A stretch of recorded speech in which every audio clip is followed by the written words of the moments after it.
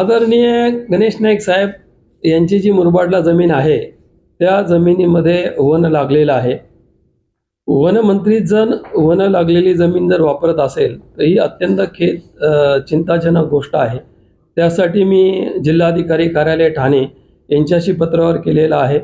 स्वतः वनमंत्री साहेब मंत्रालयामध्ये त्यांच्यासोबत मी 2 वेळा पत्रावर केलेलं आहे.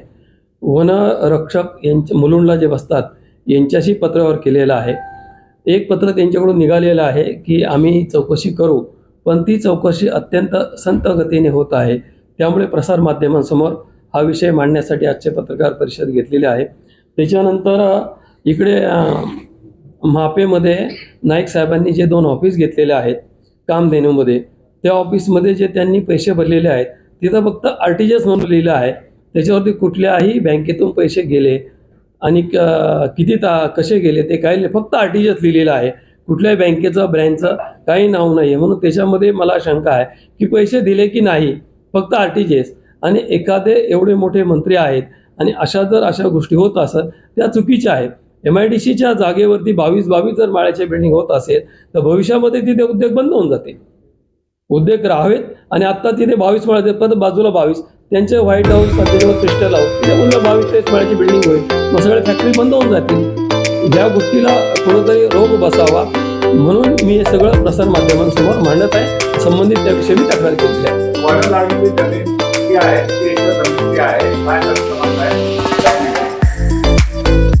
त्याची गट क्रमांक 426, गट क्रमांक 397, गट क्रमांक 428, गट क्रमांक 428 गट क्रमांक 430, गट क्रमांक 431, गट क्रमांक 33 ह्या सातबाऱ्यावरती आदरणीय गणेश नाईक हे स्वतः भोगवटाधारक आहे आणि हे वनमंत्री आहे. आणि दुसरा गट क्रमांक आहे 431, 475 गट क्रमांक 431 हे जे गट आहे हे सुबोध ॲग्रो या कंपनीला फक्त 500 रुपये प्रति एकरी 60 वर्षासाठी लीजवरती दिलेली आहे. म्हणजे केवढी मुलांनी, म्हणजे अशी कुठे जमीन पर आपले डोंगराळ भागात जरी गेलो तो 500 रुपये एकरीला भेटणारच नाही ती जमीन कोणाला. मग ह्या सगळ्या प्रकरणाची चौकशी व्हावी म्हणून मी संबंधित विभागाला तक्रार केली आहे. त्याच्यावरती कारवाई व्हावी आणि पत्रकारांसमोर हा विषय यावा यासाठी पत्रकार परिषद घेतली. कारण मागच्या काळामध्ये घेतली होती त्यावेळेस इलेक्शन होतं किंवा आता मध्ये महापौरचं इलेक्शन झालं मध्ये, म्हणून मी आजचा दिवस म्हणून ही आज केली.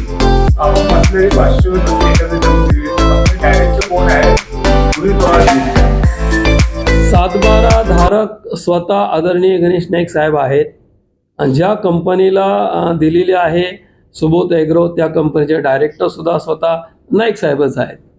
फक्त नाव वेगळे, कंपनी तीच, फक्त कागद फिरवलेली आहेत. आता ती का फिरवली ती माहित नाही, त्याची चौकशी झाली पाहिजे. आता टोटल एक्झॅक्टली काढली नाही पण अंदाजे माझ्या मताने एक सगळी मिळून 15 एकर जमीन आहे.